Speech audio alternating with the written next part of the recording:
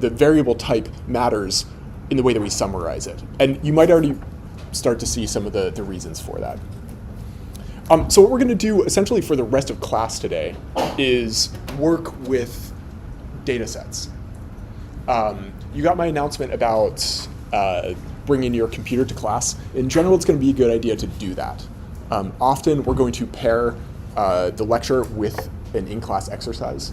We'll do this most class periods.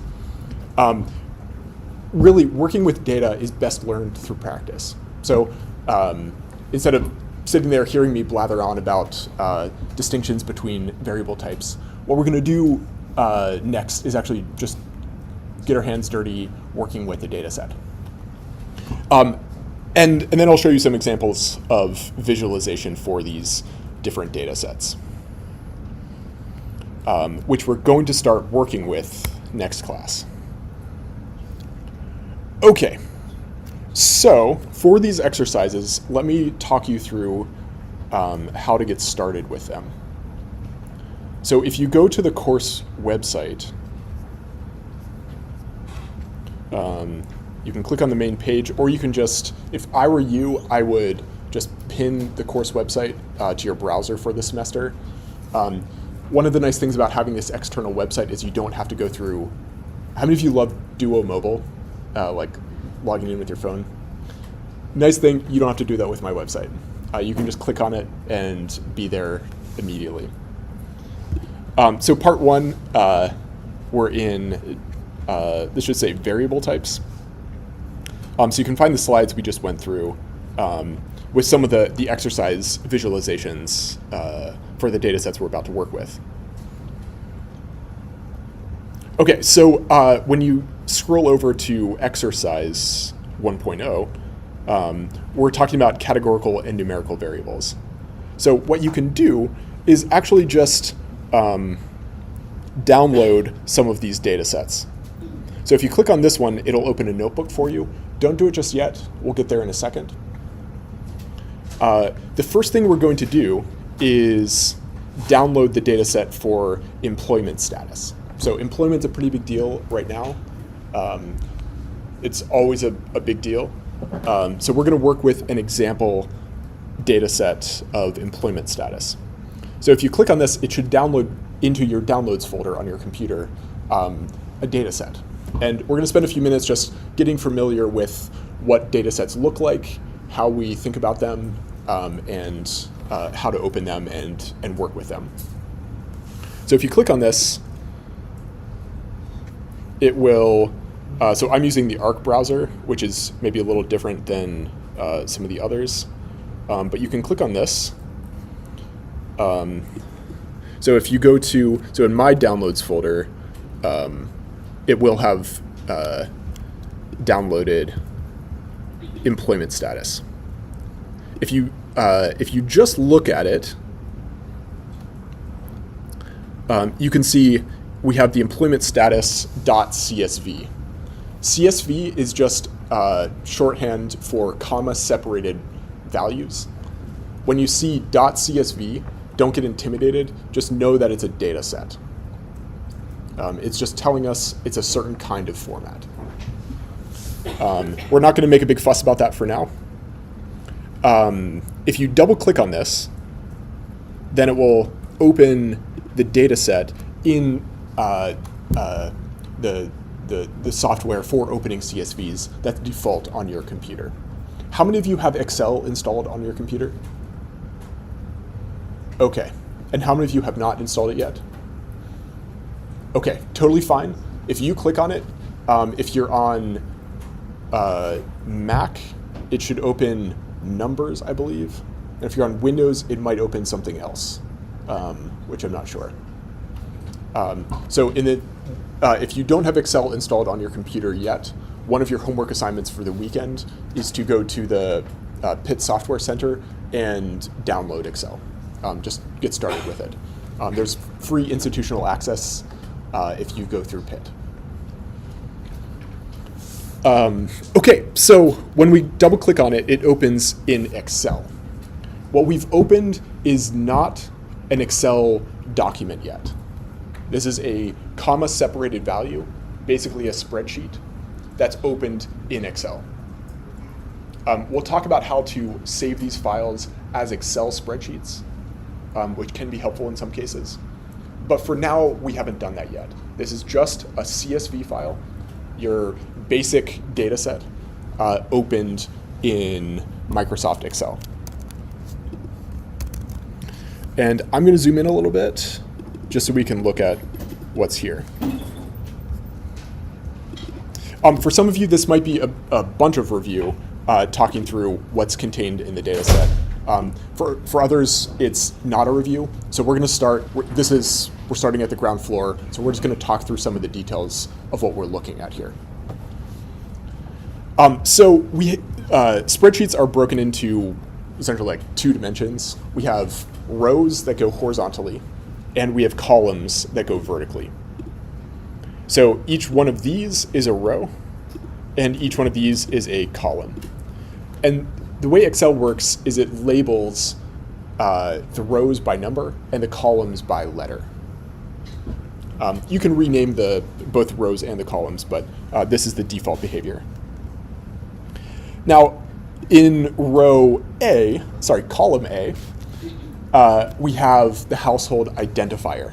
So this is essentially the header row. So this is household ID. And what you can see here are a bunch of ID numbers for all the different households in our data set. And so if I were interested in row 4 for the household ID, I could find cell A4. So it would be cell A4. That's how we reference these things. And then the second column is employment status. So this is just telling us for the household in that row, is someone employed or is no one employed? So for household D001, no one in that household is employed. For household D002, someone is employed in the house. So we say unemployed or employed. Any questions here? Does this look familiar? Yeah, nice. So if I were looking at this, how many of you think this is employment status is a categorical variable, and how many of you think it is a numerical variable? Just as a quick comprehension check. Hands for categorical variable, hands for numerical variable.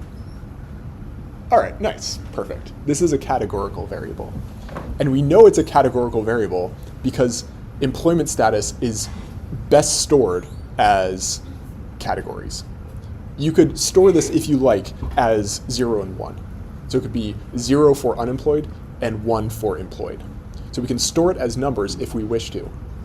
But it's fundamentally a categorical variable because these are categories. As you can see, the distinction between variables is not black and white. Sometimes there's a bit of fuzz around the edges. But fundamentally, this is a categorical variable. Okay, so we have 3 types of categorical variables. We have binary, we have nominal, and we have ordinal. How many of you think this is a binary categorical variable? How many of you think this is a nominal categorical variable? And how many of you think this is an ordinal categorical variable? Nice. This is a binary categorical variable. There are 2 possibilities, employed or unemployed. And it's categorical. So this is binary categorical variable. And you can see this just by looking at it, but we can be more systematic. So I want to walk you through a bit of the basic operations in Excel. There's a whole lot more, and we're going to talk a lot about operations in Excel. But for our purposes today, classifying variables, we have some nice operations. So if I were to just click on, let's say D3 here, I can just click on it and then enter new information. So I'm just going to write my name. So I've entered new data into the data set. And if I save this, it's going to save to the CSV file that I downloaded. So we're updating the CSV file. There's some other things we can do. One of the most powerful things you can do in Excel is, how many of you have worked with a Excel function before? Nice. So we got some real pros in the room. If you want to, you can do a bunch of powerful things in Excel, and we will with functions. If I hit equals, I can write down a bunch of functions which will allow the computer to do a certain thing with the data set. One of the things I want to do here, trying to classify employment status, I want to find the unique values in this column. So I want to figure out what this column of employment status actually contains. You can just look through it, and it's pretty easy in this case, but it won't always be easy. I'll show you an example of this in a second. So what I want to do here is just look for unique. So I'm going to just type in equals, which tells Excel that we're working with an Excel function. And then I'm going to write in unique. And just like in mathematical notation, we have a function, and then we want the inputs into the function. So I'm going to use functional notation here, which is how Excel works, with an open bracket. And you can see it's asking for an array. If you can read that. So an array is just a list of data, essentially a list. And so what we're going to do is just define a list in the spreadsheet that we're going to put into the unique function, and that's going to tell us the unique values in that array. So in this case, we can go through and select all of the rows, all of the cells that we're interested in selecting. And in this case, that's B2 through B101. So you can see it's indexed B as the column, and then the number as the row. So I'm going to close the brackets here and hit enter. And that's going to give me a list of the unique values in the employment status. So let's say unique values. Oops.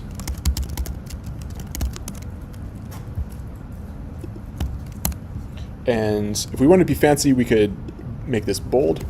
So these are all the unique values that are contained in employment status. And just as we've already confirmed, there are two, so it's binary, and these are categories, so it's binary categorical variables. Okay, any questions here? So there's a bunch that we can do with Excel. This is really just to get started actually interacting with data. How many of you have opened a Python notebook before? Oh boy, more than I thought. That's nice. Okay, if you haven't, you're in great company. Remember that figure I showed last class. Almost half of the class is not confident at all with Python. That's the expectation coming in. So I'm just going to hit save. So Command S on a Mac and Control S if you're on a Windows computer or Chrome OS. And then I'm going to close this. Okay, nice. So this is the way we work with data in Excel. Fundamentally, working with Python is very similar. We're going to work with data sets and functions. So what you can do next to get started with working with Python, you can click on this notebook link. So if you go to the exercise 1.0 card and you click on notebook, this will open for you a new tab in your browser. You don't have to install anything on your computer to run Python. How many of you actually have Python on your computer currently? Okay, for those of you who work with Python on your computer and you want to keep working on your local computer, feel free to do that if you're already set up. But in this class, we're going to be focusing almost entirely on working with Python in the browser, which is really nice. Google has this all set up for us. It even has AI integrations, as I'll show you. Okay, so nice. So let's click on this notebook. And if you do this, for you, it may ask you to sign into Google.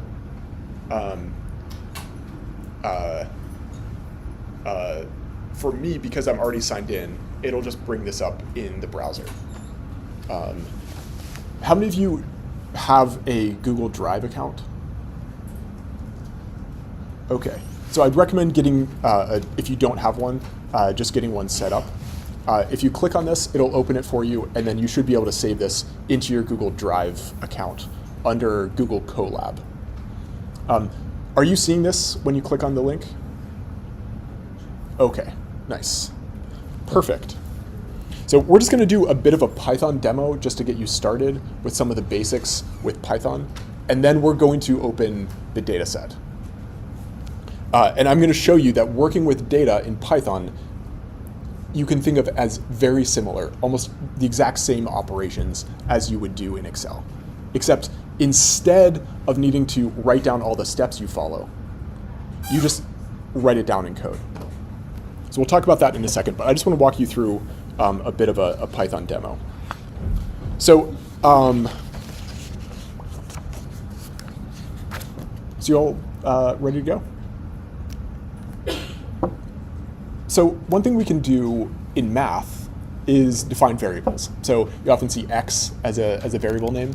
So what I'm going to do is just, in Python, I'm just going to define x to be equal to 2. A couple of things before we get started here. These are what we call notebooks. These are broken into different cells, and you can add cells, either code cells or text cells. Text cells are nice. They just allow us to document what we're doing. If you hit command, let's see. If you just exit out of the cell, it'll just show you the text output.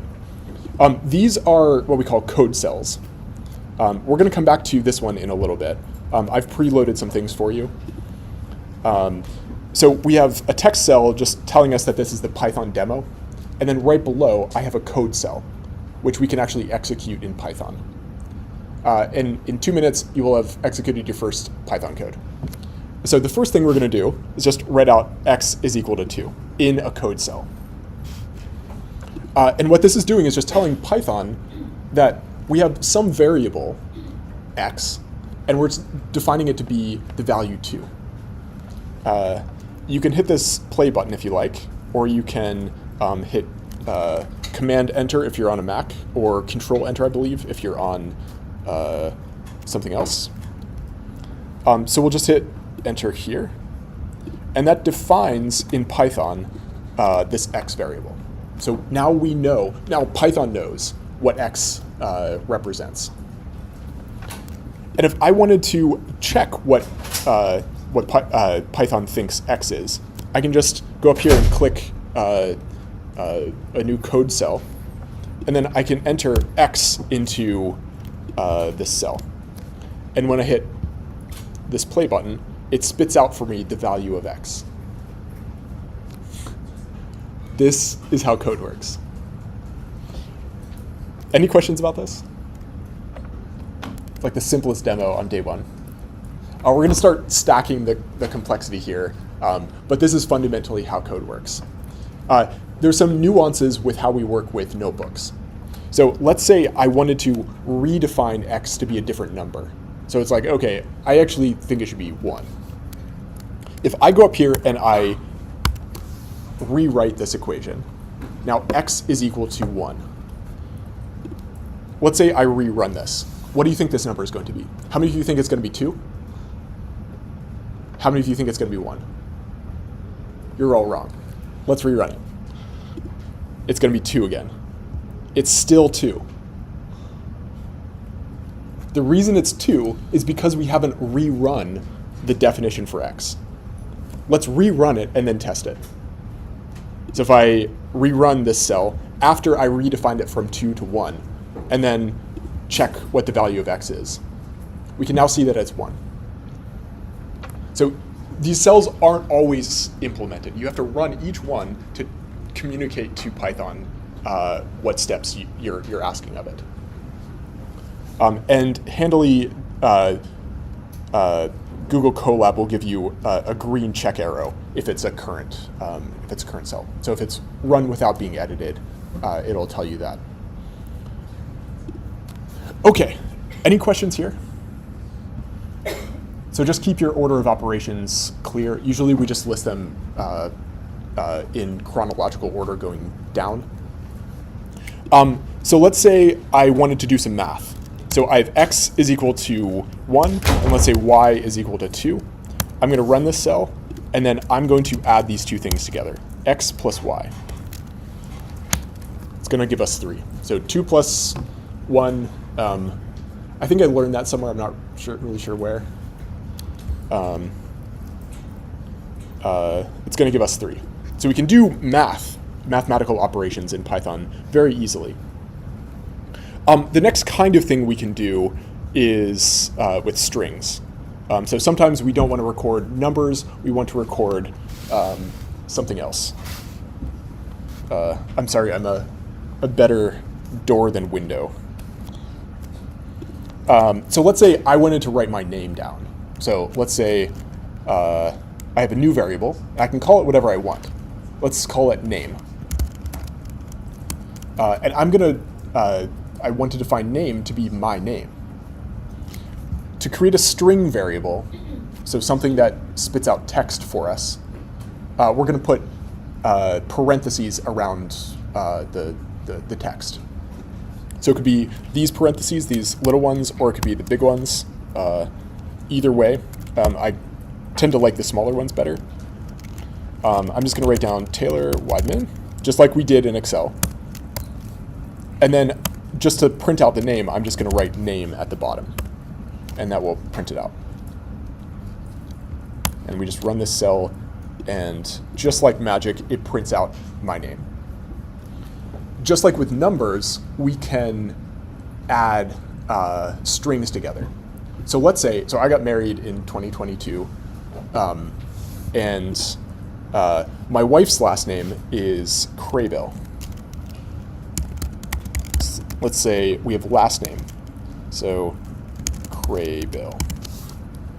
And let's say I wanted to just check what it would look like if I took her last name and used my last name as my middle name. So let's say name plus last name. This is just going to print out for us the squishing of these two strings together, which isn't going to look quite right because we don't have a space. So what we could do is just put a space at the end of my name, and that would give just a name if I were to have taken her last name. So we can do operations like this with strings. Another thing we often do is import extra bits of software. So Python comes with all of these basic things built in, but it doesn't come with everything. If it did, it would take forever to load on your computer. So what we do instead is we import the software that we need for the tools that we're trying to use. So one thing we can do in this case, in another example, is import a numbers package. So I had some friends in college who called me Little Tay. That was my nickname for a second. Python has a package called NumPy, which is a portmanteau of numbers Python. I don't like writing out NumPy every time, so I'm going to rename NumPy as NP. So I'm going to say import NumPy, which is the numbers package, which is going to tell Python to import NumPy. But I want to give it a nickname so I don't have to write out NumPy every time. So I'm going to say import NumPy as NP. So just like my friends called me Little Tay, I'm going to call NumPy NP. Okay, so when we run this, I've now imported the numbers Python package into this current notebook. And I have to run this every time I run the notebook. Just like before, if I If I didn't define x and y, I would get an error. So for example, if I had z is equal to 3, and I hadn't run this, x plus y plus z, this is going to give me an error, because I haven't actually asked Python to define z as a variable. So if I run this, I get an error. Z is not defined. So if I want to use numpy, I actually have to run this cell. Now, what if I'm interested in, how many of you like trigonometry? Weirdly, my research has landed me currently in the world of trig, in like the complex plane. So I'm thinking about angles and such. So let's say we're interested in some angle theta. Let's say theta is like 44.33, and you're interested in the cosine of theta. NumPy has lots of different packages, lots of things you can do and you can explore within the numbers package. But one way we work with packages is with this dot operator, which we're going to do today. So we have, I have NumPy, so I'm interested in different things we can do within NumPy. One of them is cosine. So I want to find the cosine of theta. How many of you think this will print out the cosine of theta?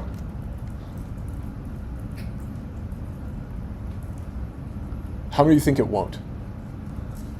And everyone else abstains. Okay, you're wrong.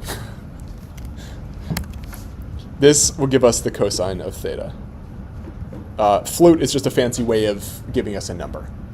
So float, don't let it scare you. The float 64, just ignore all that. This is just telling us what the number is. And if we wanted to, we could put print around this, and it'll give us the nicer number. So we found the cosine of this angle. Lots of other things we could do. We could mp.round theta, and this will give us 44. So we've rounded it down. Lots of different things we can do within the numbers package. It's a really powerful environment to live in. And what's more powerful about code than Excel, the reason we as a scientific world use code and not Excel primarily, is because we can reproduce everything we do. When I work in Excel, I have to write, I don't know about you, I forget the steps I follow. So I have to write down every step I do as I go through Excel. And then if I want to recreate my final output, I need to go back and follow the steps exactly. And what code allows us to do is just write the steps down directly and then have the computer run them for us. So we're skipping a step when we use code. That's why it's so powerful. How many of you have heard of reproducible science? When we do good science, we want others to be able to copy it, to check that we're doing it correctly. Code allows us to just systematize that copying, which is really powerful. Okay, so this is Python as a bit of a demo. We're going to become familiar with these things, but I want you to see that this is fundamentally a set of very simple ideas. Any questions about this so far? Okay, so the next thing we're going to do is, just like we did in Excel, when we had employment status, what we're going to do is load this data set and work with these entries. Now, I've given you an import and a file path. So this file path points you, this is like the location on the internet of the data set. It's on my website, and we're just going to go and look for it. This, as you can tell, is a string. The first thing we're going to do is import pandas. Python loves portmanteaus. This is a portmanteau of Python and, panel and dataset. so panel data, but it gives us a nice name. We love pandas. And just like we did with NumPy, we're going to call this PD, so short for pandas. So if you start calling me Little Tay, I have to think about how I would respond to that. So I'm just going to run this cell, which is going to tell us that file path points to my website, concept 1.0, and a folder data.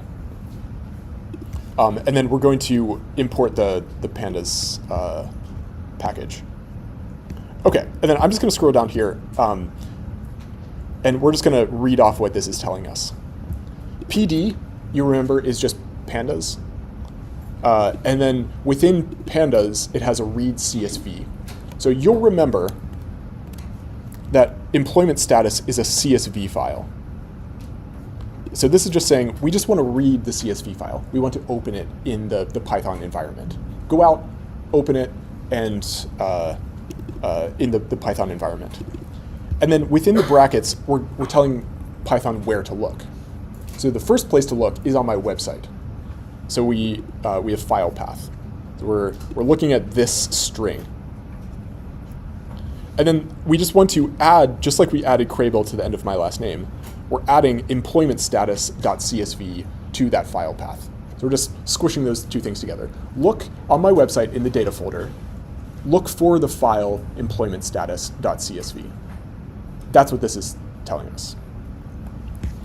And then once we do all of that, we're going to, just like we defined X, we're going to define employment as that data set. So instead of storing a variable as a number, we're storing employment with a data set. So I'm going to run this. How many of you were able to successfully run this? Try this, make sure you're not getting an error, and then we'll check back in about 15 seconds. Check with someone next to you that you're not getting an error.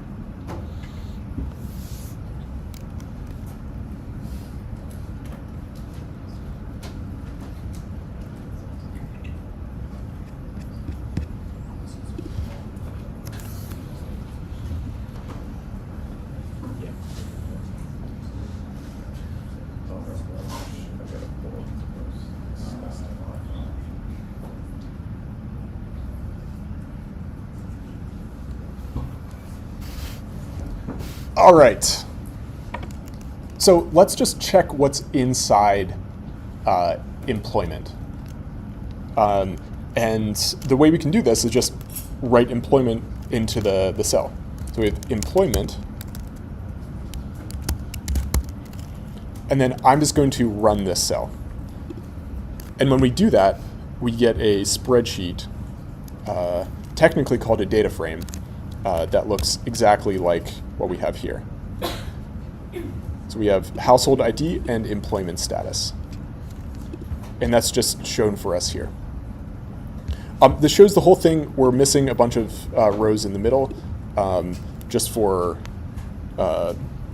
ease of viewing. If we just wanted the top 5 rows, Pandas has a nice little function called head. So we can just do employment.head, and that will print off the top 5 rows. And so you can see we have the same top 5 rows. We have household ID 1 through 5, and we can see each one of these households' employment status. Okay, so our question is what this data set, what the variable type is for employment status. What we can do here is exactly as we did in Excel. We can find the unique values for employed and unemployed, for employment status, using some unique operator. So all I'm going to do is just create a new code cell, and then I'm going to ask Python to find all of the unique values in the second column. So if I want just one of these columns, I'm going to go to employment. So I'm going to tell Python to look in the employment data set. And then we have this notation for looking at employment status, but for each of the columns. I'm just going to write out employment status. And you can see Python sort of already anticipates some of the options here, the different column names. So if I write this out, this is the notation for selecting a column in the data set. So if I run this, it just gives me the single column and not the entire data set. Now, I want to find all of the unique values that are in this column. So what I can do is just add a dot operator and then write out unique. So if I run this, I'm going to get all of the unique values. It tells me what's inside this column. The next thing we might want to do, we can do this in Excel too, but it's even easier to do it in Python, is we can write out, we might want to find the different counts, like how many people are employed and how many people are unemployed in this data set. So I'm going to give you the code, you're going to run it, and we're going to check our answers together. So I'm going to write employment, and then you can see that AI has given me some code that it thinks I might want to run. And in this case, it actually is what I want to run. So I'm going to hit tab twice, and it's going to give me this code. This is Google Gemini predicting what I might want to be writing in code. And I recommend you get familiar with when these kinds of things are nice and when they're not nice. At the beginning, try writing most of your code yourself. Keep the training wheels on. But eventually, you should be familiar with AI tools, which would be very helpful later. But the thing I want to do is just count the different values in employment status. So what you're going to do is run this and then check with your neighbor how many people in this data set are unemployed, and then we'll check back together. Take maybe 30 seconds here.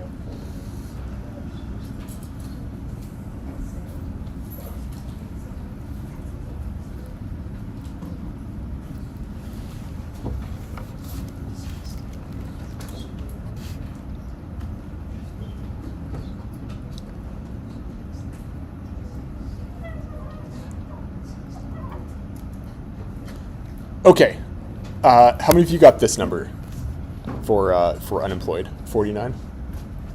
Anyone get something different? Nice. So we've identified that this is a binary categorical variable. There are two categories, so it's binary categorical. And then we've gone through and counted how many occurrences for each one of the categories. And we've done this in 2 lines of code. These are very simple operations. Okay, so nice. So this is these are some of the basics with working with data. This is how we essentially get started thinking about Python and thinking about Excel. What we do in Python is identical to what we, or at least very close to what we do in Excel. If you think about the operations we perform in Python as essentially just running operations on a spreadsheet, that's personally how I think about it too. It's just when we work with Python, we can do it systematically, and we can make more sophisticated operations on the data set. Okay. So the next thing we're going to do is I'm going to take the training wheels a little bit further off. I'm going to have you classify the next data set. So I want you to find a couple other people around you once you've worked with employment sector. So we can go to the exercise 1.0, and there's the employment sector data set. I want you to download this or work with it in the notebook, and then classify what variable type it is. Let me write out the location for the data set. So this is data set 2, and this is employment sector, and then we'll just call this sector. So I'm going to define a new variable sector, which is a new data set, and then this is just employment sector. So we're going to look in the same data folder on my website, but just employment sector, and I should be able to load this. Okay, so you can do it either way, either in Excel or in Python. We're going to take maybe 2 minutes here, download the data set or load it, and then we will try to classify, using whatever approach you like, classify what the variable type is, and then we'll report back.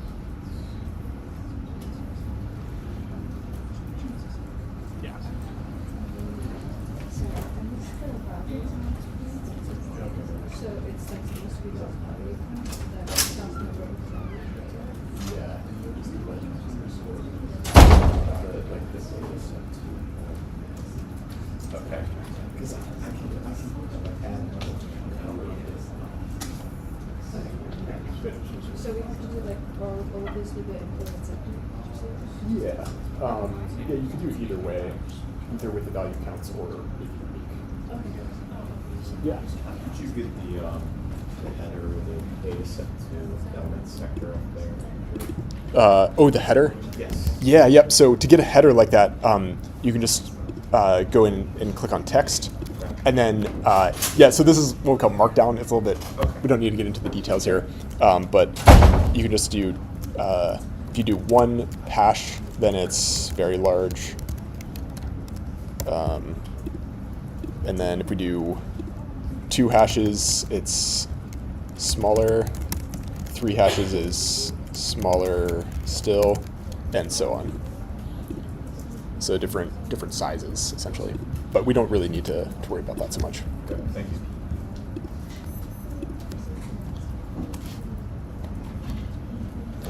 Okay, it's been about 3 minutes. How many of you think this is a categorical variable? Okay, nice.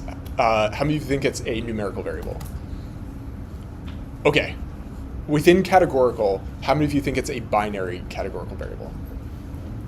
What about nominal categorical variable? And what about ordinal? Okay, someone tell me why you think it's a nominal categorical variable.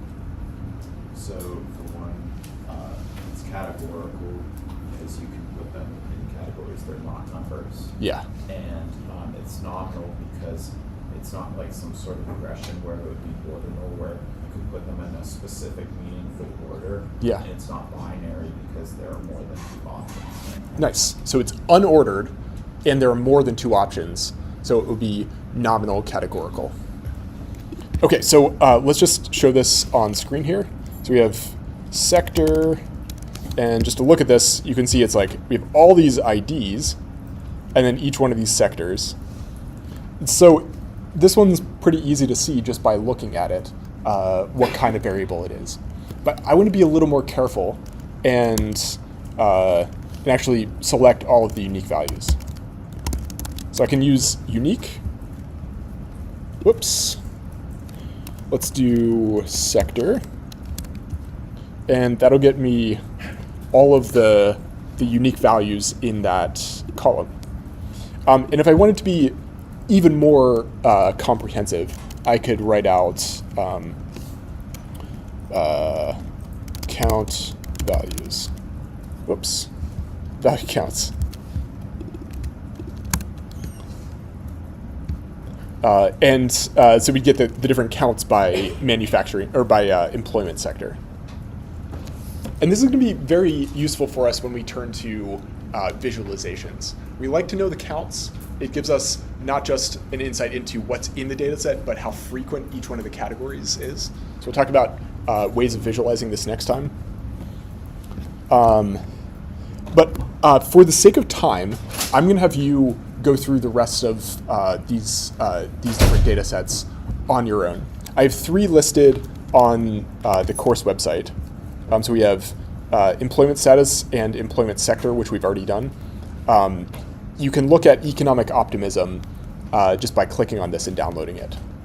But you can also look at the other 2 in Python. So if I wanted to open this one, I'm just going to replace employment sector with household size. So it's just the same thing as sector, but I just replace the file name. So call this size. And that's going to load the household size data set. So you can play around with these things on your own. Now, if I have time, I'll upload a video recording of thinking these things through. So this is data set 4. And so you can go through and play around with each one of these. Your homework will involve classifying the survey data that we collected last class. What I want to do here at the end is talk about some visualization techniques, which we're about to turn to next class. So we've talked about, thinking about the different classifications of data, the different variable types. The reason we care, we spent a lot of time today in the details of actually working with data directly. The reason we care about classifying our variable types is because the ways we summarize each variable type is very different. I'm going to show you some examples starting next class with these data sets. But in the last 15 minutes, I just want to talk through the results of the survey. It's for this class and also for another one I teach. So if you want to follow along, for your homework, you can go to part 1, scroll on over, and you can download the class survey data, which will download that for you. You can also open the notebook if you want to do this in a Colab notebook. This link, I'm going to have to fix this. Let me come back to this in a second. But for today, you can click on the notebook link here for the class survey, and you can click on the data to download the raw data for the